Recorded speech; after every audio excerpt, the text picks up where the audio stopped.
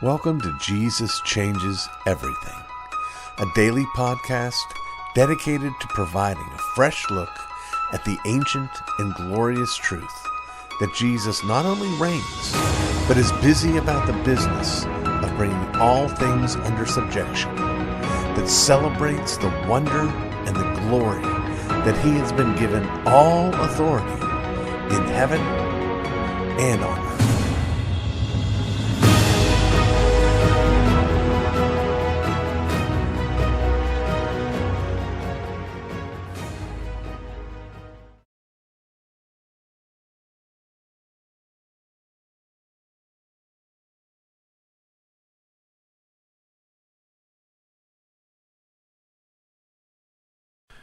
It's Tuesday, and that means it's time for another one of our isms. And given the fact that 2 days ago we marked the 49th anniversary of what may be the darkest day in American history, January 22nd, 1973, when the Supreme Court released its Roe v. Wade decision, making it the law of the land that anyone in any state in the country had a legal right to kill any child at any point prior to its birth. And since that time, we have had more than 60 million children killed. And that's why I have chosen for today to cover abolitionism. Abolitionism, Abolitionism. Now, you may think, well, what does abolitionism have to do with abortion? Well, the term abolition originally referred to the goal of abolitionists to abolish slavery in first the United Kingdom and then in the United States.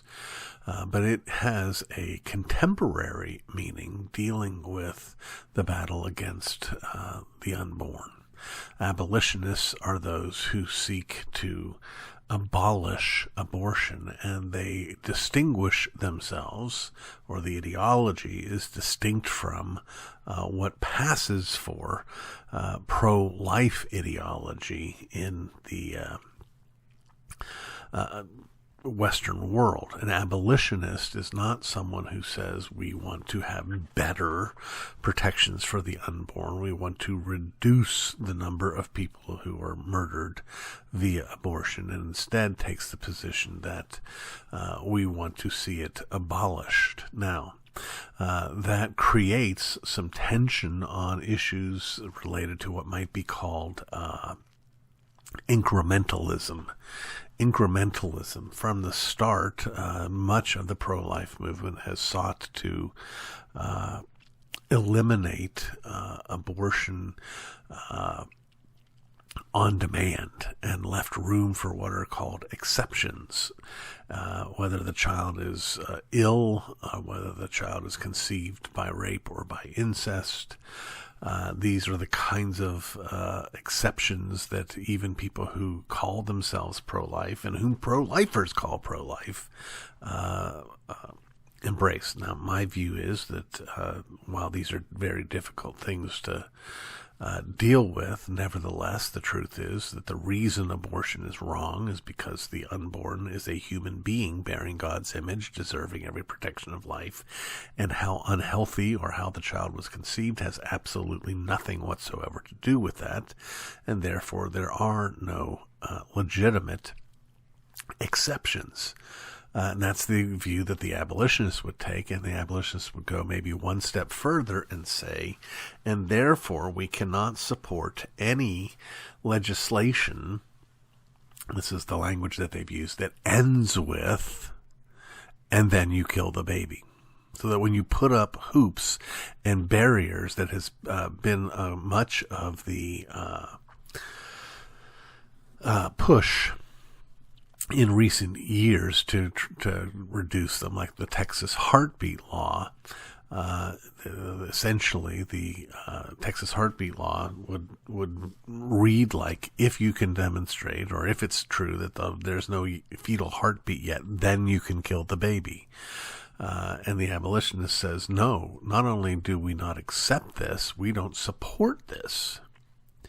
So, as I say, there are disputes about the best strategy. And an abolitionist is one who says, no, I don't want to support any legislation that isn't complete. And the people think that's just so terrible. Well, it's difficult.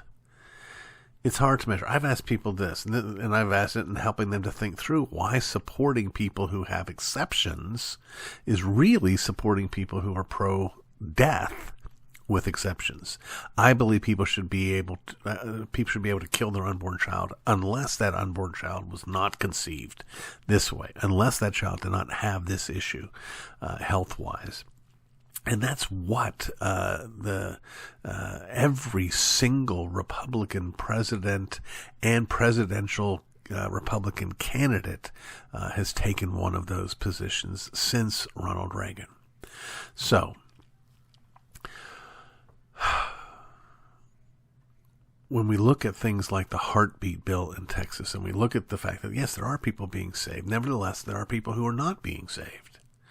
And when we negotiate, are we not essentially saying to those on the other side, we're okay with some babies being killed? Now, we may say we're not okay with it, but we're signing legislation that leaves room for it. We're supporting legislation that leaves room for it. We're supporting candidates who support legislation that leaves room for it. Now, there's one other thing I need to mention about abolitionism. I believe in the principle, no question about it. I'm 100% behind it. I don't know where things are in our day, but there was a time when there was some tussles in the Reformed Church and among the abolitionist movement and those in positions of influence in it, and all of that, in my judgment, is in the past and behind us, and not something I particularly need to worry about. But you may hear that kind of thing. Don't let that change your mind about the ideology itself. It is sound. No babies should ever be killed in the womb.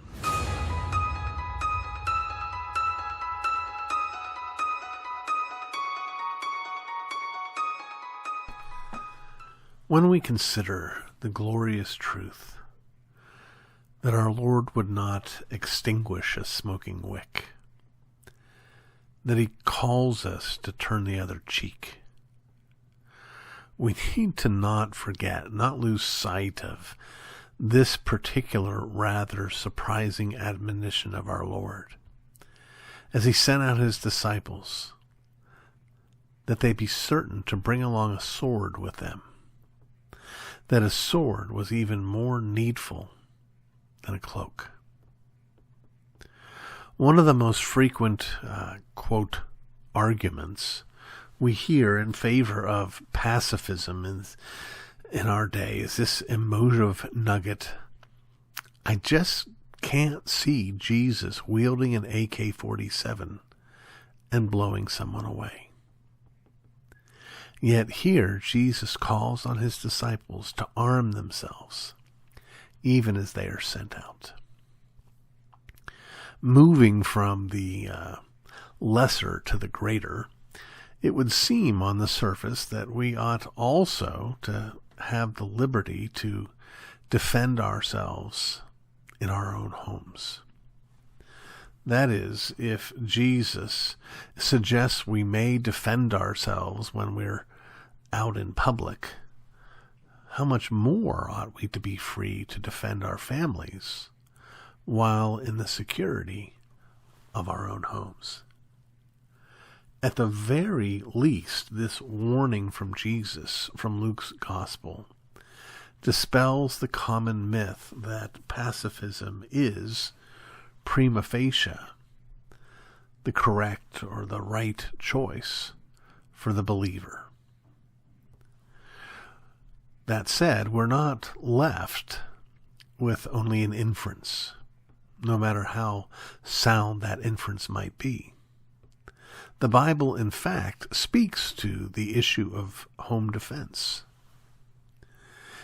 In just 2 chapters after we are told, "Thou shalt not kill," thus demonstrating that we cannot either use the 6th commandment to defend pacifism, we read this: if the thief is found breaking in, and he is struck so that he dies, there shall be no guilt for his bloodshed. Notice a few things about this text. That's Exodus 22, verse 2. Notice a few things about this text. First, the conclusion isn't merely that the guilt of the homeowner is mitigated by the intent of the intruder, but that there is no guilt at all. Second, note that the thief is struck. This isn't an argument against tort liability, suggesting that we cannot be sued if an intruder slips in our house. No, not at all. Third, note that it is a thief who broke in. I've been in conversations with conservative, Bible-believing Christians who've argued with my conviction here, and have done so by suggesting incredulously, you would kill a man just to protect your stereo or your wife's jewelry? Well, the truth of the matter is that when a man breaks into your house, he does not do so carrying a giant neon sign that says, "I'm just here for your stuff. Your wife and children are of no interest to me." We don't know what the man breaking in is after. But even if we did know what he was after, even if we knew he was only a thief, as we do in this hypothetical given to us in the very law of God, we are free from guilt if we should defend our home. Friends, the Bible is abundantly clear. Men are called to protect their wife and their children. The police exist to apprehend and bring criminals to justice. They don't exist to catch them in the act. That is what responsible husbands and fathers are for. Now, we certainly ought not to take a sadistic joy in this calling, but neither should we have a weak-kneed fear of it. We serve a king who goes forth with a sword, who sent forth his disciples with a sword. We serve a king who loves and protects us, his bride and his children. Surely we can see that we who are the heads of our own homes are called to do the same. You've been listening to the Jesus Changes Everything podcast, a production of Dunamis Fellowship, the teaching outreach of Dr. R.C. Sproul Jr.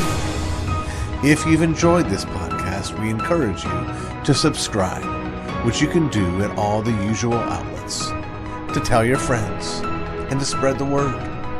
To learn more about the work of Dunamis Fellowship, please visit rcsproulJR.com. And join us next time on Jesus Changes Everything.